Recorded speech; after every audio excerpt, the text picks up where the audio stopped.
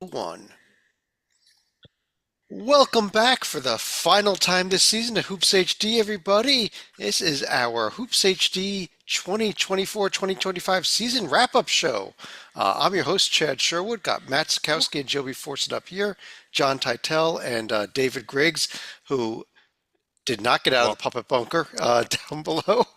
Uh, it's just been real. I mean, well, as much as we work with the committee, as much as we help them out with the survival board and help the NCAA out, they know that we do the Hoops HD report on Monday nights, yet they insisted on playing the championship game last night. So, and we went and talked to Dave Gavin. I forget what he said during that meeting, like no, or thank you for sharing, or what the hell are you doing in my house? Get out before I call the. I don't remember Yeah. exactly how that conversation went, but we decided to move it to tonight. It's Tuesday, not Monday.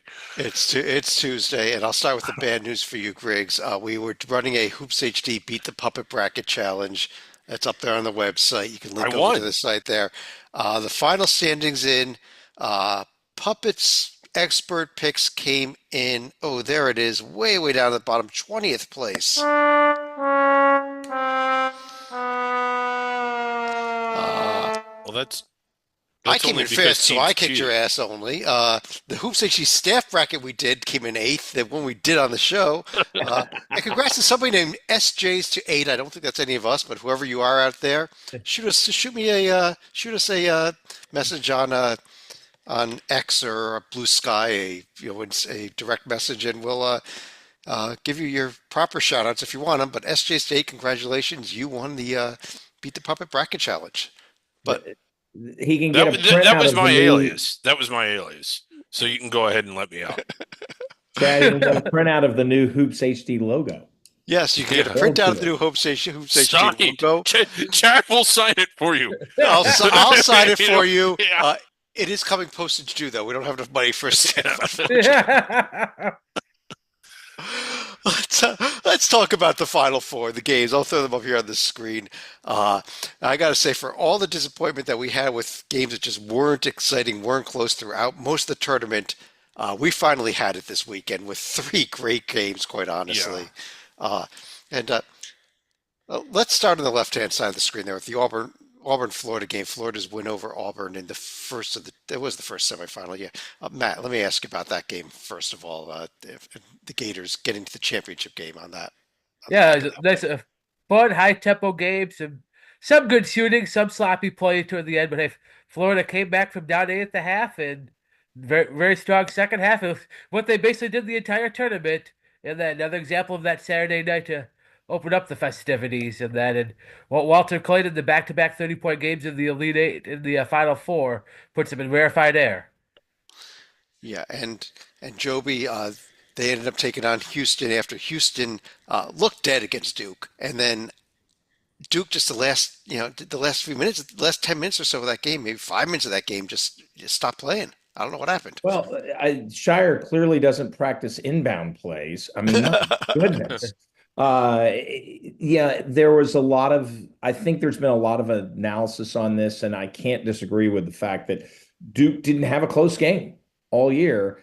And so when they needed to make free throws, they didn't. When they needed to get a ball in on a press, they didn't. It was, I'm not going to fault Cooper Flag on the last shot. I mean, that's his, that hey, you got a clean look that goes in over 50% of the time. That would have, would have possibly made a difference going forward. But Houston showed what I loved about Houston all year, which is their absolute unrelenting toughness. It was just, waves of them, and they didn't know how to deal with the long length that while Duke was bigger, they weren't necessarily or taller, they weren't necessarily bigger. They didn't necessarily play as big. And you saw in that the whole Samson culture of every loose ball, it's going to go to Houston. It's just the drive, the want, and give all the credit to Houston, the clutch play, and that was my favorite game of the tournament. Because while Duke did give it away a little bit, Houston, I would give more credit in the fact that they took it. One of the things about Houston, a team we all watched a lot this year, and we marveled at them defensively. While they did pressure some, they weren't exactly like a havoc type of full court pressure team. But when they did press throughout the year, particularly Kansas and Duke, they got the turnovers. Uh, could they have been one of the best pressing teams of the year had they simply chosen to press more? Yeah, yeah, and well, Titel, let me ask you. That set up that championship game we had last night, uh, and early in the second half, it looked like Houston was going to start pulling away. They're up by double digits. I think they went up 12 points there. And here came the Florida Gators, almost doing to Houston what Houston had done to Duke. They did, Shed. Houston was up 12 at the under 16 timeout, 42-30 in a very low scoring affair due to a gazillion turnovers and nobody could make a three. And then it was just kind of like, it seemed to me a couple of things happened. Number one, like Walter Clayton started scoring because he did nothing in the first half besides pass the ball and turn it over. Secondly, the officiating, I don't know that it was necessarily good or bad. Different people can feel differently, but Florida got whistled for like 5 fouls in the first like two and a Two half and a half minutes minutes. Yeah. the second half, and then it just like kind of shifted, and they I don't know And, if it and was two makeup calls technicals for the game too, by the way. Two technicals. I And was they'd The only first terrified had one was that kind one of all year. ridiculous. They'd Yeah. only had one technical all year, and they got two. And then Houston, John, 3 fouls in 9 seconds. correct. I was terrified that the technicals were going to cost them the game, but thank God they didn't, just for sanity's sake. But yes, it was kind of a team effort. It wasn't just Clayton. Richard led the way with 18 points, and they made a bunch of free throws, 17 of 21, and they started rebounding better because in the first half, every single Houston play, it seemed like, was miss a three and have one of the big guys like Tugler or Roberts tip it out like one-handed. It was just, that was their offense. And the second half, they kind of buckled down, got some foul calls to get the big men sitting with foul trouble, and they were able to pull it out at the end on that wild. I'm going to shoot it. No, I'm not going to shoot it. I'm going to drop it. No, I'm not going to pick it up. Oh, wait, that's the game. Well, he couldn't have picked it up because it would have been traveling had he picked it up because he did kind of go up to shoot it, then dropped it when Yeah. the guy was in his face, and although maybe he would have been better off just touching it. You commit a foul, and maybe they miss a free Right. throw. You get a shot as opposed to the clock running off. Or But maybe you even turned them over. Yeah, he was definitely aware of the situation that he couldn't touch the ball, but in hindsight, had he touched it, everybody would have been like, "Oh, he shouldn't have touched it." But with him not touching it, the clock simply ran out. No one, I don't think any of his teammates fully realized what was happening soon enough to run over and grab the ball. right. And Matt, at the end though, Kelvin Sampson made the decision there. It seemed like to go for the win, to go for the three. That's all they were looking for, and Florida did a great job defending the three. No, that's what like actually I'd compliment Sampson on that call, give you all the foul troubles they had. You want to get that game over in regulation. You don't want to go to OT. Whereas yeah, they're two big guys. I think they had at least 4 fouls, if not maybe one have been fouled out by then. Tugler fouled out. Okay, so yeah, you're playing. So you're running down to Francis at 4 fouls and Roberts. So hey, why not go for the win? You've got 340 plus 3-point shooters in Uzan, Sharp, and Cryer. If one of them gets a good look, you can go hit the three. Yeah, and going back and looking at it again, that's a really good point. Houston was going for the win, and Florida was not going. Florida's defense almost seemed to be of the mentality of if they tie it, oh well, we'll get them in overtime, but they're not going to beat us. So you had a team going for the win, and a team, I don't want to say Florida would have conceded the tie, but they were certainly zeroed in on guarding the 3-point goal and not getting beat. I'd almost go back to a little pet peeve of mine, Joby, though. Calling timeouts, and if Sampson had saved a timeout as opposed to using them up in the past and saved them for the final seconds, when he saw that there was no play available, that you would have had the opportunity to call timeout and maybe try to set something to tie the game. But he was out of timeouts. That wasn't even an option. But Chad, that would have meant a timeout in the middle of the play. Yeah, I mean, one of my pet peeves But is if live the ball rules allow timeouts. it, you should use it. But when you Yeah. use up all your timeouts, At Yeah. other points of the game when you shouldn't have.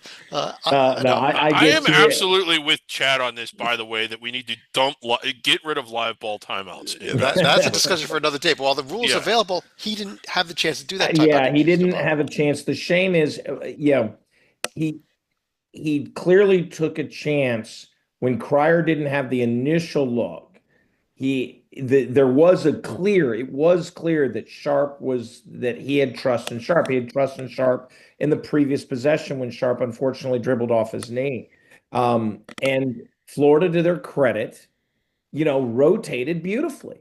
And I don't know if, I don't know if you do call a timeout in that situation. You're hoping that your alternate, because Samson all tournament long was on it in terms of his play calling, of his play design.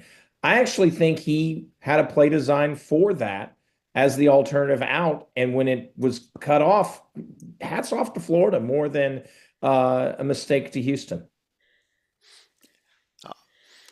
I guess in the end, he went for the win. He clearly went for the win. Florida, but Florida's defense, Titel, they were one of the best three-point defensive teams in the nation all year. They were number 5 in the nation, 29.4% allowed behind the arc. But to Kelvin Sampson's point, his team was third in the nation with 39.4% making from behind the arc. So I get why you want to make the three.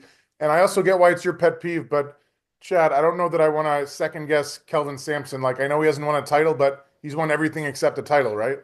Yeah, no, I'm not guessing him as much as just saying that, hey, uh, I've got problems with timeouts altogether. And it was kind of my chance to throw a cheap shot in there about it. But if we're Well going to done. have these timeout rules I don't like, save yourself a timeout.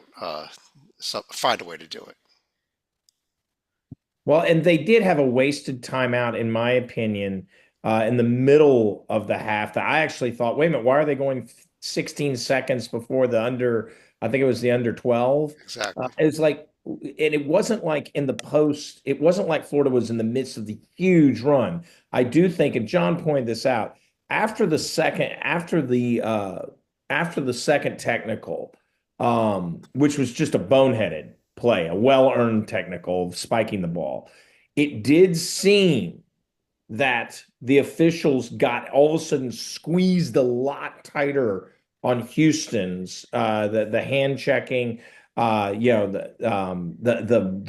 underneath, the underneath pushing and shoving. We could argue, oh, it should have always been there, et cetera. But the officiating did change. And that was probably the tougher component. And so maybe Sampson was using the timeouts accordingly to do that to alert his team. But if you're going to second guess, I would say, hey, wait the 16 seconds before, for the under, for the under. I think it was 12, under 12 timeout, and you would have had that. You would have had one more in your bag. I'm going to kind of zoom out here a little bit here, try to get the whole bracket on the screen. It's tough to quite get it all there, but now that the tournament is complete, just kind of want to run through each of you here for your thoughts on the tournament as a whole. There were complaints about the games, complaints about top four seeds, but on the other hand, some of the best numbers viewer-wise that we've seen in years. Uh, A lot. so, Grace, let me start with you since you're jumping in. Well, okay. Well, I was about to ask a question. I have not seen the ratings for the championship game. Are they in yet? I did not see them either. Okay. The Final Four, it was the best Final Four since 2017. The round of 64 and 32, which I realized we covered, it was the highest in 32 years since 1992. So while a lot of the diehard traditional fans like us are probably bothered, understandably so, by some of the changes that have happened in the game to where it feels like we're playing fantasy sports every offseason with the restructuring of the rosters. The normal fans, the general like fans, seem to be eating this up. Like the bandwagon fans, the mainstream fans, whatever you want to call them, the non-diehards.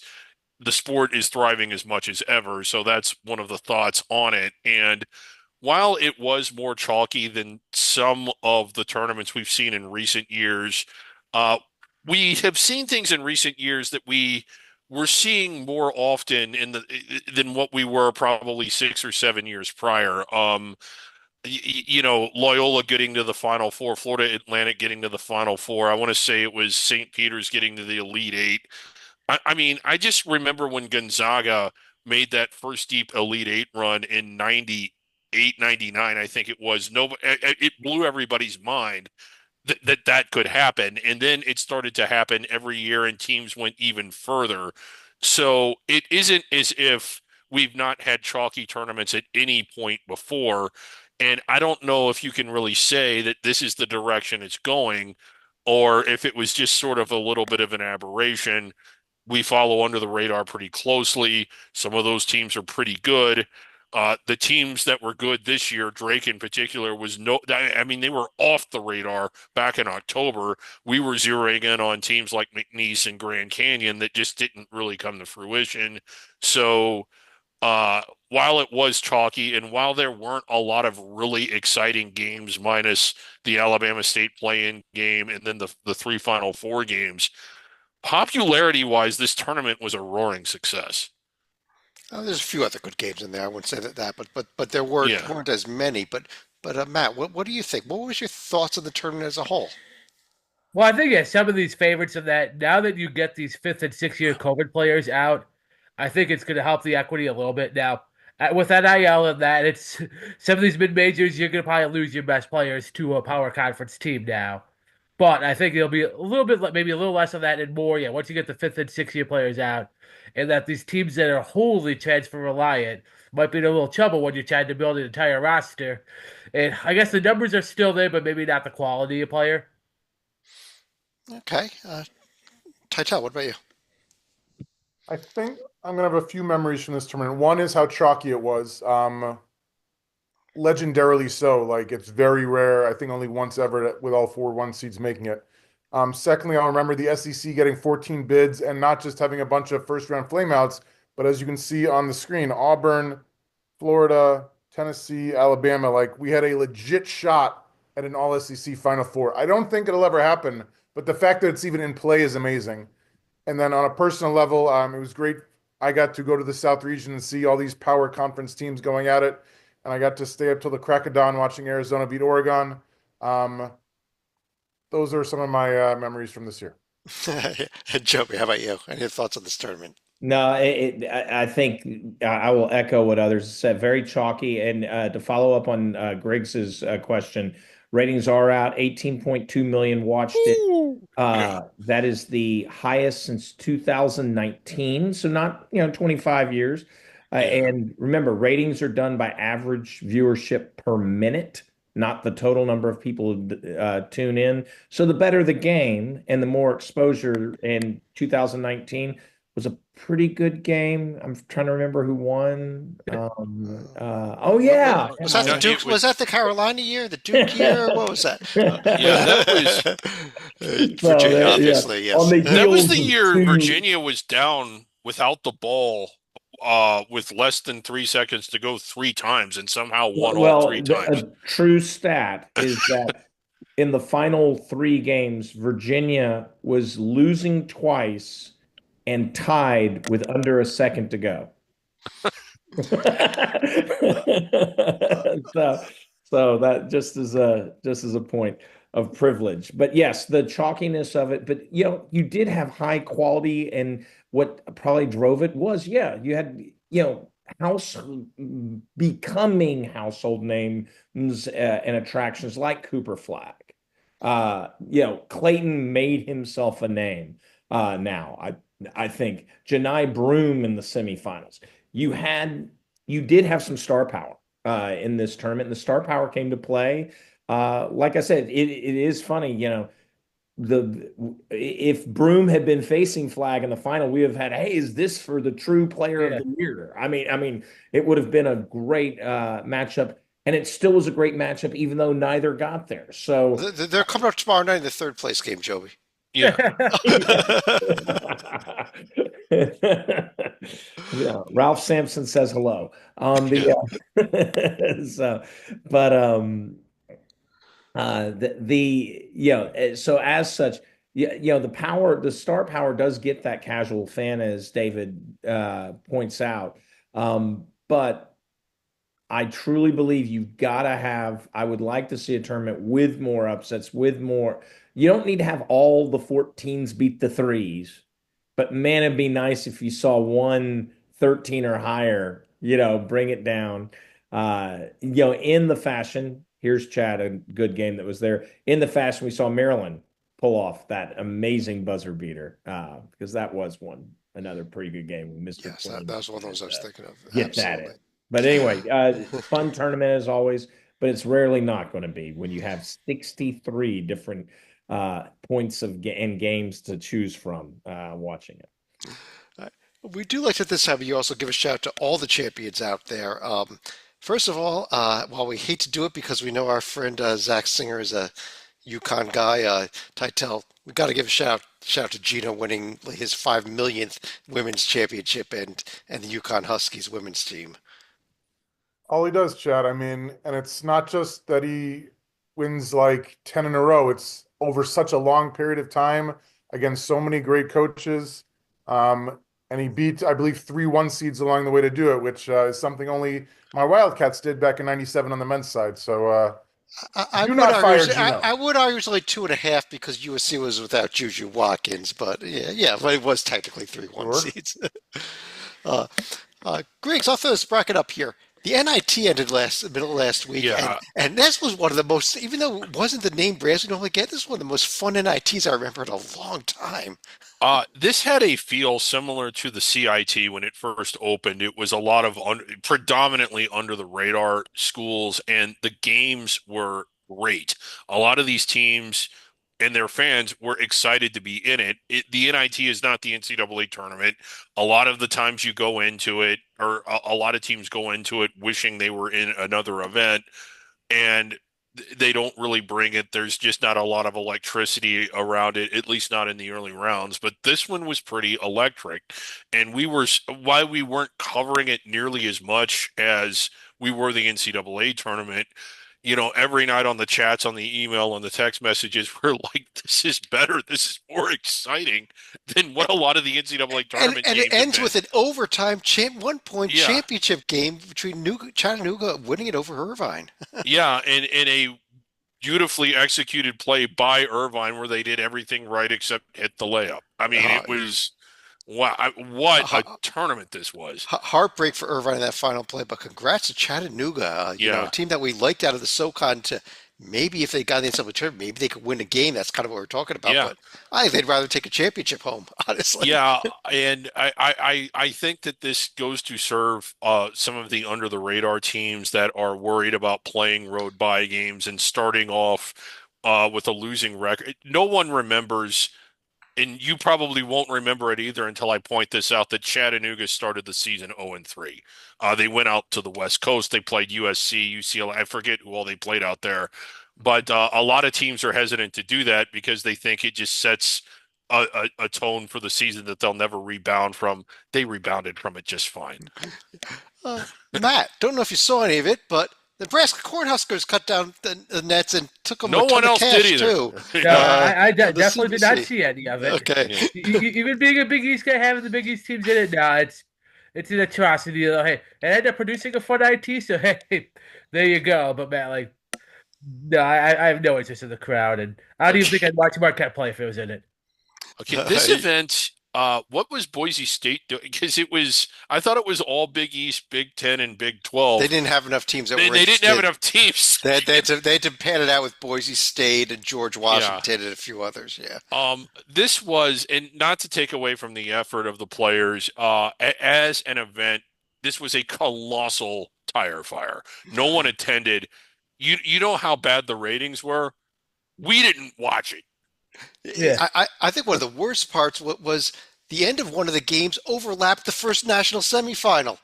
So if you were interested in watching a little basketball, Joey, they turned it off then because the real games are on. It's just awful. And by the way, the final, you know how I said 18.1 million people watched the championship? The ratings are also out for the Crown. No joke. I can't wait. 822,000. I thought you were going to say 822, and I I would mean, have I- believed I- that I- also. That is Exactly. way more than what I More was going to guess. That is Yeah. way more than what I would have You could guessed. take it like at least one digit off. I'd have believed it. Yeah, yeah, it is like, yeah, it was one, yeah, essentially 1/20th. Yeah. yeah, but I Uh, mean that's actually for a regular season game, not a bad rating. And I Oh thought yeah. this was way worse than the It was regular higher season. than the NIT, actually. Wait, is it, that wa- the championship game? it was something Championship to do game on versus Sunday championship night when game. nothing else was So on. the, I Yeah. had it on in the background, quite honestly. but but remember, 822,000. The state of Nebraska has about 822,000. Yeah. I don't think anyone in Florida cared And for UCF. and it was on the Fox flagship, so like, Uh, you know. can't win an NCAA tournament game in school history, but they've won a championship of sorts. So congrats to the Yeah. Huskers. I'll go ahead and pull this down here as we run through a couple other champions. Just really quick note: we know last week Illinois State had won the CBI. Congrats on the women's side to Minnesota for winning the WBIT, Buffalo for winning the WNIT, Nova Southeastern, your D2 men's champion, and Grand Valley Yeah. State on the women's side. Trinity of Connecticut, your D3 men's champion, NYU on the women's side. And Griggs, I know you watch these. College of Idaho won the NAIA men's championship, and Dordt of Iowa won the NAIA women's championship. So, your thoughts on those Yeah. games? Big wins for them. The NAIA app is gone. I used to I used to pull it up and see what was going on every now. It's on their website. They've got a website Yeah. you can Okay. follow along. But Bring uh, the app back, NAIA. That was a beautiful thing. honestly, that's pretty much all I got on my notes here for tonight. So what I thought we could do is do one more time here, run through each of you for any other final thoughts or any other comments you had on not just on this turn, but on the entirety of the 2024-2025 season, everything we saw, and maybe even a little bit of what you might be looking forward to in the off season and heading into next year. We will be doing at least one podcast a month in the off season and focusing on some of these off the court issues like the house settlement and the NIL and the portal and all that. But Matt, why don't I start with you? Yeah, honestly, that's what I did not really enjoy seeing the 14 SEC teams and that like the Big Ten and Big 12 ended up not being a terribly high number thought compared to what it could be, but like I want to see a little more parity in that. I will say the Big East schools, man, they look like they're getting some of that settlement money or whatever that might equal out, seeing what they're doing at the portal here. But hopefully that, and then even the I'll begrudgingly say like the ACC to be better, and that like there's some historical programs that make it like, and I think Louisville's rise this year was cool. They're gonna be even better next year, and that so see some of those up like Joby's Virginia, and then a couple of the ACC powers tour. Let's get this a little more even field and not just this SEC playground. Yeah. I don't think we'll ever see 14 teams again, but hey, you never know. Joby. Well, it's very interesting. We always, as soon as one championship ends, everybody starts looking ahead. That's just the nature of human. And it was very interesting that the top odds right now are going to two of the Final Four teams, Houston and Duke. And part of the reason is because both of them, we know Flag's gone, but Duke is going to actually probably retain, and Canople's probably gone as well. But Duke has the number one recruiting class by a lot coming in, combined with possibly a lot of key players staying. You match that with Houston, who's while Cryer's obviously, his 10th year is completed, so Yeah. no longer play. but they have a lot of their talents. Uzan being very key to that. He was great throughout the tournament. Tugler's back. And so Houston, we could see a rematch if the odds are we could see a rematch of that amazing semifinal in the final next year if a lot of the projections play out as the early ones do. Early ones are set. I wonder who the picks were this time last year. That's something we should. Connecticut. I looked ahead. If you want to know, it was Connecticut and Kansas. Okay, that did not quite play out. Not quite. Title. So last Saturday, the Hall of Fame announced its inductees for the class of 2025. And if you don't think that winning a title matters, allow me to share the stories of 5 legends who made it. Billy Donovan won back-to-back titles as coach at Florida. Maya Moore won back-to-back titles as a player at UConn. Sue Bird won a pair of titles at UConn. Carmelo won a championship at Syracuse, and Sylvia Fowles never won a title, but she made 4 straight Final Fours at LSU. So winning titles matters. It does. Griggs.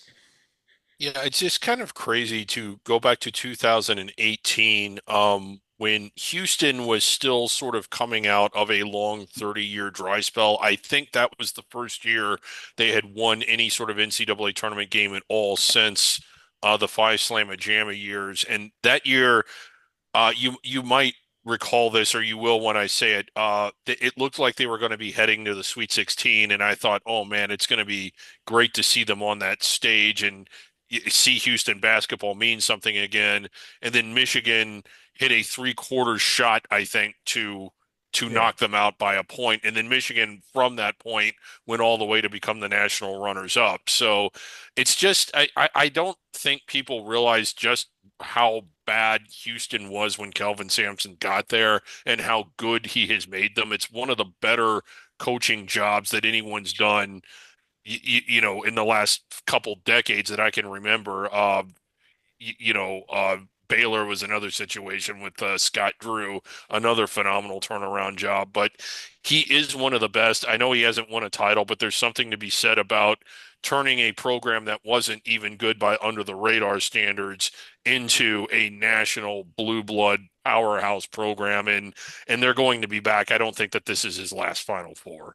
Yeah, Um, it's just kind of crazy too. Coaches like him and Will Wade got yeah, guys that were almost blacklisted out of basketball for things that are so acceptable right now. yeah, It's a joke. I mean, he made a couple too many phone calls, and yeah, and he was out of work for a couple of years because of it. But yeah. You gotta, wow, I think you're yeah. right. So, it's just been kind of fun to watch him build that program there. A few other just highlights from the year, another good stories, and I'll just do this rapid fire shout out. Drake was an incredible story. They weren't, like we said, we thought they were going to be off the radar with almost no D1 experience. For them to win 30 games and have the year that they had was incredible. I thought Maine going further under the radar, other than Drake, may have exceeded expectations more than any other team this year. I know they didn't get to the NCAAs, but my God, this is a team that I don't ever remember. I know they have, but I can't recall a year where they finished higher than eighth, doing really well in the America East, and were even on the tail of first place at the time. Another good story, UC San Diego, a recent transitional team, winning the Big West and nearly winning an NCAA tournament game. It's been kind of fun to watch that. So, between the lines, as frustrating as things get with the NCAA and outside the lines and everything that's sort of in orbit now, and as unsettling as it is to think about where we may be going with college sports, and will the NCAA tournament even exist in this format if the power conferences get control of the championships? Uh, there are still great stories. It was still a great season. Between the lines, it was a lot of fun to watch, and every week it was fun to come on here for Under the Radar for the Hoops HD report, and then on the bracket reveals. It's like the thing that's so fun about the bracket reveal shows or the bracket rundown shows is none of us really know what the bracket's going to look like at the start of the show. So there's always this anticipation of what kind of seed list are we going to build, or what's the bracket going to look like. So it was still a lot of fun this year. And if I need to do anything, I need this, because I need to remember that this sport is fun. Yeah, there is a lot going off the court, not between the lines, I guess. Yeah. And we'll be spending their off season, as I mentioned, discussing that.